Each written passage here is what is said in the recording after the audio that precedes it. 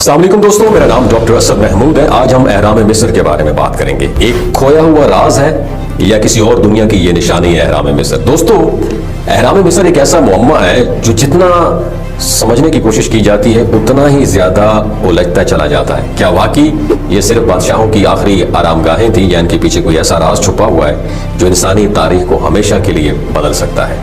नाज़रीन, जदीद science, technology और तहकीक ने कुछ ऐसे हैरान कुन इंकशाफात किए हैं जो हमारी माजी के बारे में सब कुछ बदल सकते हैं।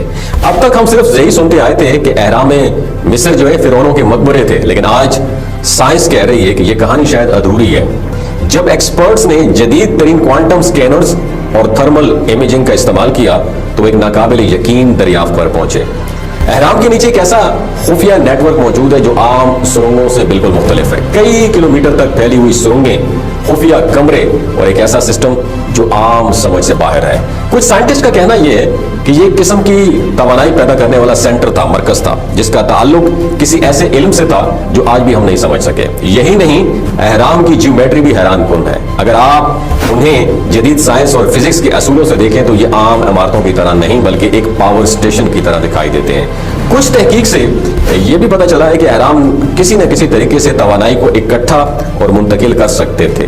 निकोला टेस्ला ने वायरलेस एनर्जी के तस्वुर पर काम किया था और हैरान कुन बात यह है कि अहराम की साख्त इसी नजरिए की अक्कासी करती है। अगर ये सच है तो क्या कदीम मिस्री हजारों साल पहले वायरलेस एनर्जी को इस्तेमाल कर रहे थे?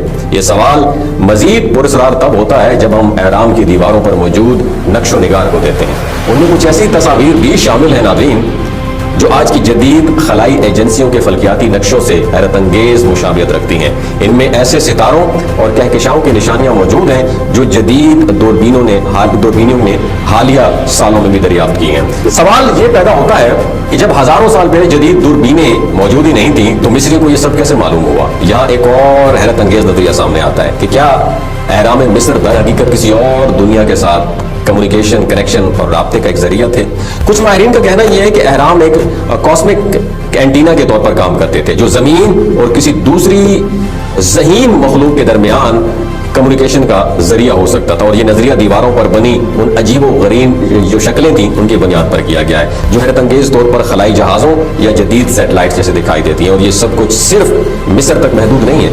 अगर आप दुनिया के दीगर कदीम ढांचों जैसे कि मैक्सिको के जो माया अहराम है, इसे मायान पिरामिड्स कहते हैं, कंबोडिया के एंकोर वॉट जो है, या इनका सिविलाइजेशन और इनका तहजीब के खंडरात को देखें तो हैरान कुन तौर पर इन सब में एक ही तर्ज की तामीरात दिखाई देती हैं। अब सवाल यहाँ पर यह पैदा होता है, क्या ये सब तहजीबें किसी एक ही ग्लोबल साइंस का इल्म का हिस्सा थी या फिर हजारों साल पहले दुनिया के मुख्तलिफ हिस्सों में रहने वाले लोग किसी और जरिए से जुड़े हुए थे?